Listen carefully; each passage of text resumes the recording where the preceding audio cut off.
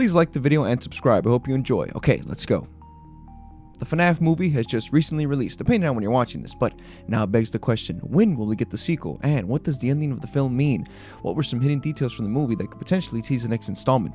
In this video, I wanted to predict what the sequel could be about, and what further content could come out of the Fnaf Blumhouse marriage. So from here on out, there will be some massive spoilers for the film. If you haven't seen it, what are you waiting for? Go watch it. But for those of you who have, let's begin.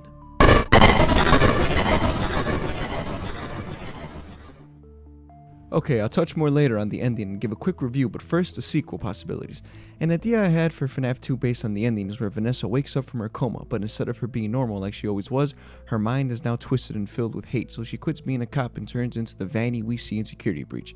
At the end of the movie, after the credits, a distorted voice is heard giving out letters, C-O-M-E, F-I-N-D-M-E, come find me. This could be a reach, but could this be William now turned into Glitchtrap? Could he somehow take over Vanny's mind and make him do her bidding? But since his current body's out of commission, I think that'd be a little bit cool, but the explanation of William's consciousness now turned into the digital world would probably throw some people off who aren't Fnaf fans. Another sequel possibility is that Fazbear Entertainment steps in and buys out everything. William is dead supposedly, so they see an opportunity. The brand goes through an entire renovation and everything. The building is remodeled except for one room that's boarded up, the old animatronics are thrown into parts and services, and the toy animatronics are introduced. And everything would seem fine until Mike is hired as a security guard out of pity from Fazbear Entertainment to give him a job and make sure he keeps his mouth shut about what he knows about William and the children.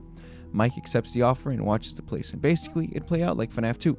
The toy animatronics would be possessed and the bite would happen, and Mike would be the victim, and finally we would see who was the culprit. Probably Mangle. Mike would be severely injured at the end of the movie, and it would end off in a cliffhanger. Let me know what you guys think about this one. Another potential sequel could be where the entire events of what happened in Fnaf 1 are exposed to the public, and people are so interested they go and visit the location. Fazbear Entertainment, seeing a gold mine, decides to cash in on those horrible events and turn the place into a horror attraction, aka Fazbear Frights, and the main character would be Jeremy. Once again, he hasn't been introduced, plus in Fnaf 3, we don't even know who we play as in the game. Jeremy, a teenager, takes the job because it pays well, plus he wouldn't even be a real security guard, just an actor playing into the role. But soon after hours, Jeremy would learn about the boarded up room and Springtrap would return trying to kill Jeremy. Mike and Abby somehow learn about this and a rematch begins. Vanessa would also wake up and help them in the fight against her evil father. The movie ends with Fazbear Frights burning down, putting an end to William. Or does it? Okay, quick review. I personally really like this movie, the settings, the characters, and how the connection between Mike and Abby grew over time. I enjoyed seeing the struggle Mike had to endure to take care of Abby, taking any and all jobs just to barely get by. Even Vanessa did well. The scene where she tells Mike that she knew all along about his brother was really cool. I felt betrayed by her. Well done, Blumhouse. But my only issue is that it could have been a little scarier. While watching this movie, I wasn't scared at all. There was a mixed debate whether this movie should have been targeted towards kids or if Fnaf is for the kids. Look, whether you like it or not, Fnaf is aimed towards children because of the premise of it.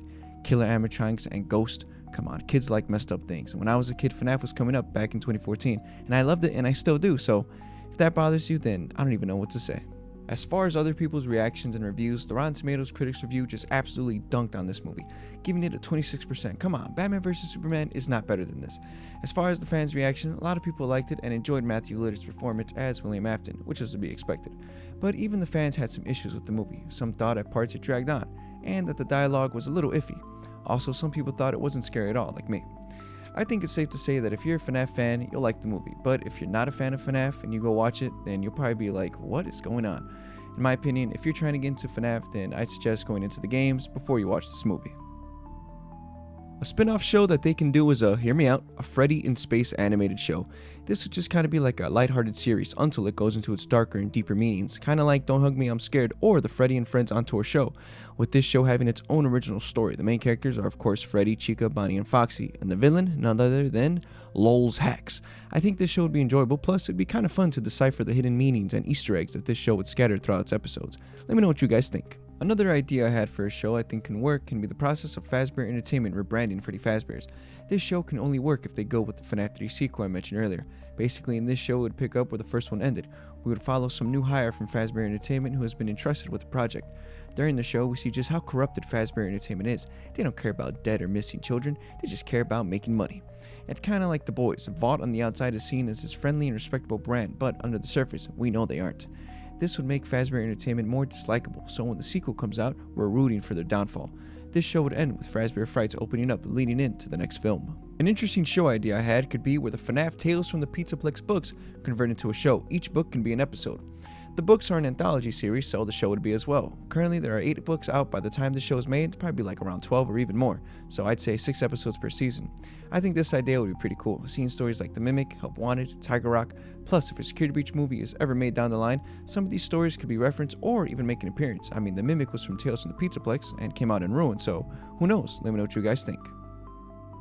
Okay, here's some far out crazy sequel predictions that we could get. Well, an idea I had for one is a sequel prequel film that takes place in Fredbear's Family Diner, a place that the fans love, including myself.